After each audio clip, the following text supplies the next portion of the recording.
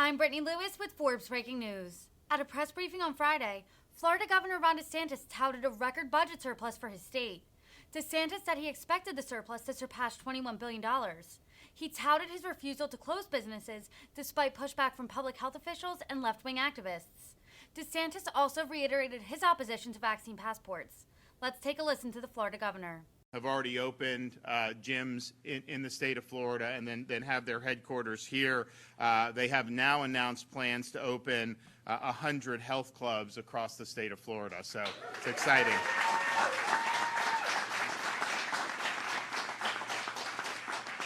And so we do have Andrew Alfano, who's the CEO. We also have many members of the Retro Fitness team. I don't know if they're behind. I saw some of them back there. I saw, yeah, there we go. I also saw they have like a big breakfast spread, so any of those folks doing that are going to have to get on that bike afterwards. That's fine. We've got Dane Eagle, Department of Economic Opportunity for the state of Florida. Curtis Peary, who's the president of True Grit Hospitality in Jupiter, and also owner of Voodoo Bayou and Calveras Cantina. Also joined by one of his chefs, Nelson Colon, so I want to thank them for coming. We're also joined by Ryan Walpole, who's the vice president of Walpole, Inc., and one of his truck drivers, Kirk Corwin. We have Senator Gail Harrell, Representative Rick Roth, John Snyder. Is Caruso here? And John Snyder. So we're here to make a couple announcements about Florida's progress. Obviously, we've led the way in protecting people's jobs and businesses and kids' education over the last 2 years.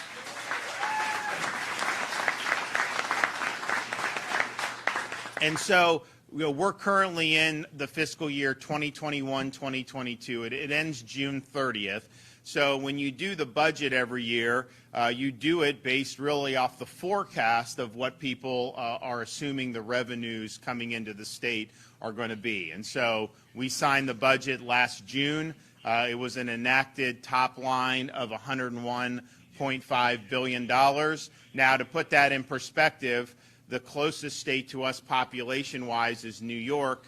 They have 3 million fewer people than we do. Their budget's over twice the size of our budget. Now, they don't have better roads or services or education or any of that, but they definitely have way more. And so, our budget, even though we've never done more for education, we've never done more for environment, we've never done more for infrastructure, all those things really important, but we're doing it in ways that are fiscally prudent. But at the same time, you don't necessarily know how the economy performs and everything until you get. So we're now about 6 weeks to go in this current fiscal year, and we could report definitively, the state of Florida for fiscal year 21-22 will have by far the largest budget surplus in the history of our state.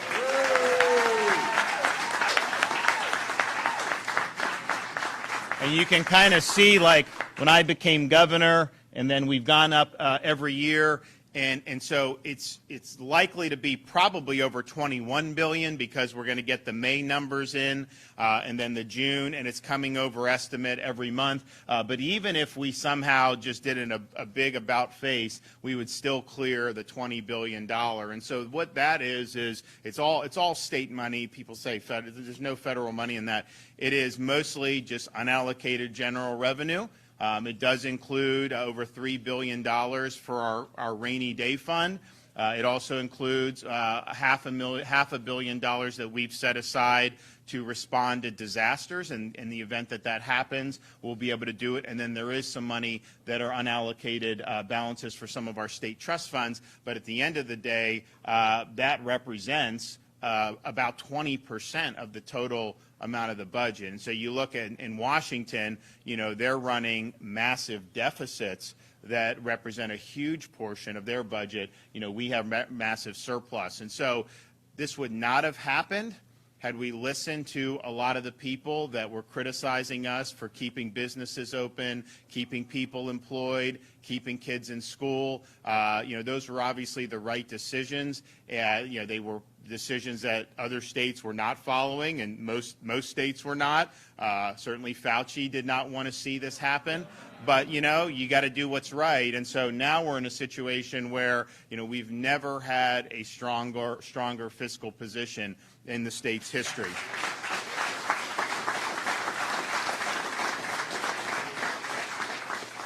So we also this morning announced the jobs report for the state of Florida for the month of April. And so in April alone, Florida added another 57,000 jobs. And so that's an increase of 0.7%, which is twice the rate of increase of the nation as a whole. And that includes almost $20,000 in leisure and hospitality industry and over 12,000 jobs in trade, transportation, and utilities. Our unemployment rate in the state of Florida is now 3%, which is far below the national average of 3.6%. And our unemployment rate has been lower than the national average for 17 consecutive months.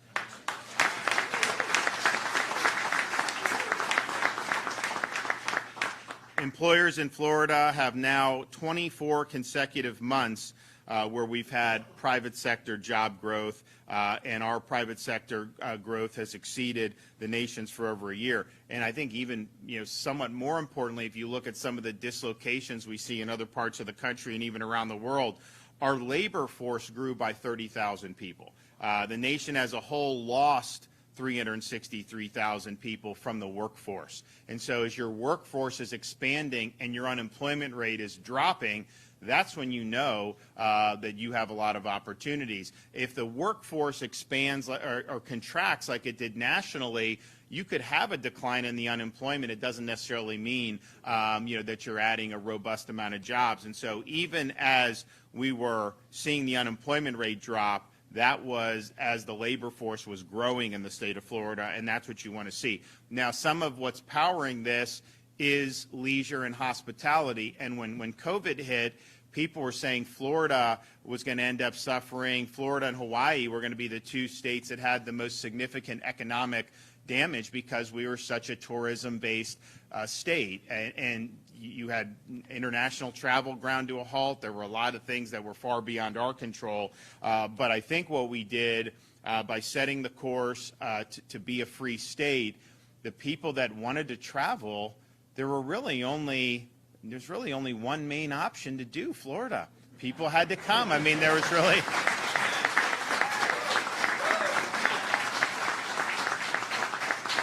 And so when COVID hit, people were saying that this would take 4 or 5 years to be able to get to where we were pre-COVID in terms of our tourism numbers. In fact, between January and March of this year, we had 36 million visitors. That's far above our 2019 levels. And so we're recovered and then some. And part of it was being open, but part of it was also proactive steps that we took to protect people's quality of life. I mean, for example, in early 2021, I think we were the first state in the country to ban vaccine passports in our state. And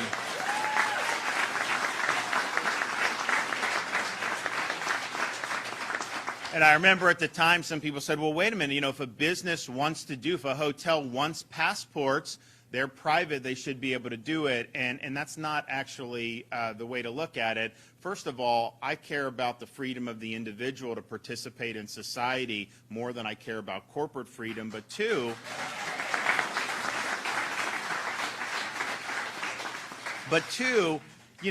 most businesses wouldn't have wanted to do this. But if you have one that does it, then people would say Florida had passports. And I can tell you one of the reasons why we've done so well is because people can come here and you can go where you want, do what you want. You're not going to get shaken down to produce medical papers at the front door of a restaurant. People don't want to do that. I mean, honestly, it's just...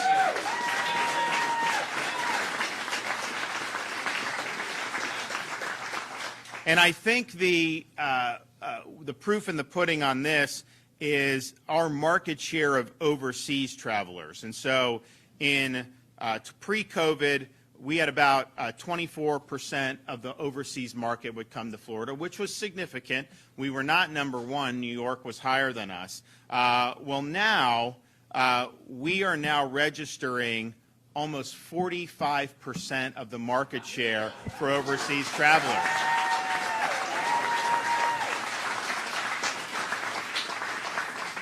So not only is this the highest market share in the country, it's a higher market share than any state has ever recorded since this has been recorded in our country's history. We are over 10 percentage points higher than the previous record. So in 2011, New York had 34.1% of market share. So we're over 10 points higher than that previous record, and we're now over 20 points higher than the number 2 state for 2021, which was New York at 22%. And so I think that shows these foreign travelers, okay, where are they going? They're overwhelmingly wanting to come and vacation in Florida. And so we're proud of that. And it means, yes, it means part of that with the tourism, businesses being open, the job numbers, all that. But it's also meaning you have so many people throughout our state that can put food on the table. And if our industry, if we had Fauci'd the tourism industry in Florida, you would have had so many people that would have been not even able to provide. And it would have been very difficult to dig out of a really deep hole. And it kind of builds on itself. And so we really stepped up and have helped a lot of folks. And you see us compared to the nation as a whole, you know, it really speaks for itself in terms of what we've been able to do. Now, this is important in and of itself. These are people's livelihoods. These are people's businesses, and we've stood by them. But it's also positioned us better to be able to protect Floridians against what very well may be a recession induced by the Biden administration.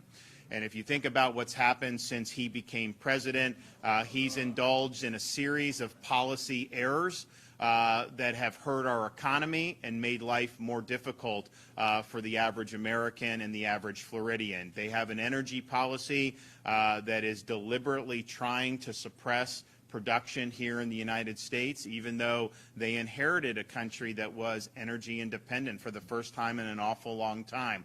And so you're working to reduce supply, you're canceling leases, you're making it more difficult for folks to produce domestically. Now you will go and want to buy from Maduro, because I guess you'll say that only American oil and gas is global warming, but Maduro's is somehow not. I don't know how that makes any sense, but that's the mindset. And so it's a deliberate attempt to make prices higher. And you actually have people testifying in front of Congress saying, you know, is this a problem with the high prices? And they garble their words. And the reason is they want higher prices, because their view is you need to be punished for using this carbon, and you need to just go out and buy an electric car. So, I mean, think about it. You have people now, gas is going to hit $5 a gallon very soon. And their message from the Biden administration to Americans who are chafing under dramatic increase in fuel costs is to go spend $65,000 on an electric car. You know, that is totally out of touch, I think, with the realities that people are dealing with. But it's not just the pain at the pump. When you have energy prices going up the way they are, that permeates the entire economy, permeates all the logistics, all the production, and so that fuels the general inflation rate. And what we're seeing with overall inflation, huge spikes, yes, in energy, but also in food, also in utilities, also in things that are just important staples of day-to-day lives. I mean, the only thing that's under 8.5% are things that really aren't as pertinent to the average person. So if you looked at the true inflation for people in terms of what they're doing in their daily lives, it's much higher than 8.5%. And so when you have that, and they said it wouldn't happen, but they came in and they printed trillions of dollars, and they were warned not to do this, even by Democrat economists telling them don't do this. It's going to cause inflation. They did it anyways. And just think about it.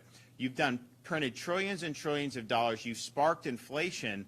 But if it wasn't for like a Joe Manchin, they would have done trillions more. They were trying to print trillions more, and they basically just didn't have the votes in the U.S. Senate to do it. The House of Representatives passed massive more printing of money.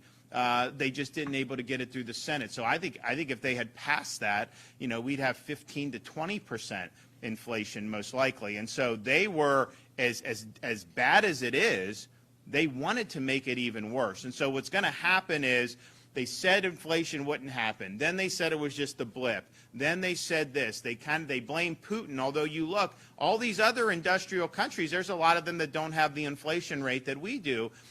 So they're just trying to find a scapegoat. But I think what's going to happen, you're seeing interest rates go up. You're going to probably continue to see that. That's going to put a downward pressure on the growth of the economy.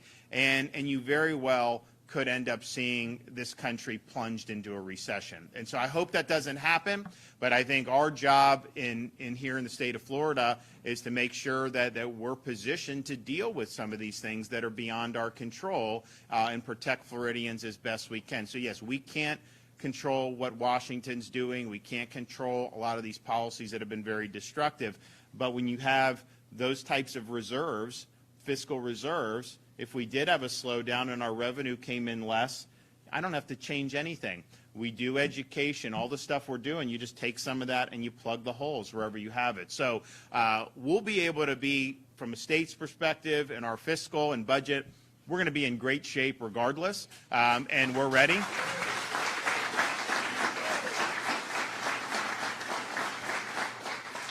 And I do think that if we end up seeing a Biden-induced recession, I think that because of the environment we've created, my hope is that, we're able to withstand that better than some of these other states. You look at the last big recession in 2008, Florida was one of the worst performing states with that. I mean, we got totally smacked with that recession. Texas and some other states, they felt it, but they were able to get through it much better. And I think because of all the great things we've been able to do with the economy, we're better positioned to weather some of those storms. Again, I hope it doesn't happen.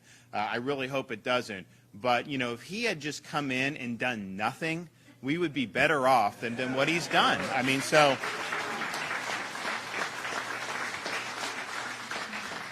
And I do think if you see the gas prices, you had a little bit of a dip in April. I think it got down. I mean, in some parts of Florida, I saw it as low as 410. You can't even come close to that now, 3-4 weeks later. And part of it, China locked down Shanghai, so they weren't consuming as much, and so that had an impact. And so now you're in a situation where you see this rising again. And I think here in Florida, it's gone up. And there's a lot of states in the West Coast, they're all over $5 a gallon. And they've been that way really for many, many weeks. And so it's heading that way across the country. And we're not even at summer driving season yet. I mean, you're going to have Memorial Day coming up here in a little bit, and then during the summer. And so without them reversing course, I mean, you're looking at probably the norm for the next many months to probably be $5 a gallon. And that's going to have a huge impact on a lot of people's family budgets. And so we're happy that we're doing it right in Florida. We're making the good decisions. The results are obviously very positive, but we're mindful about these storms brewing on the horizon out of Washington, D.C. And we're prepared from a budget perspective, and also we're really hopeful that that we can get through this without having any more of these major policy miscalculations, because they've been very costly to a lot of people, and they're likely to continue snowballing from here without them reevaluating. Okay, we're going to hear from some folks here. So.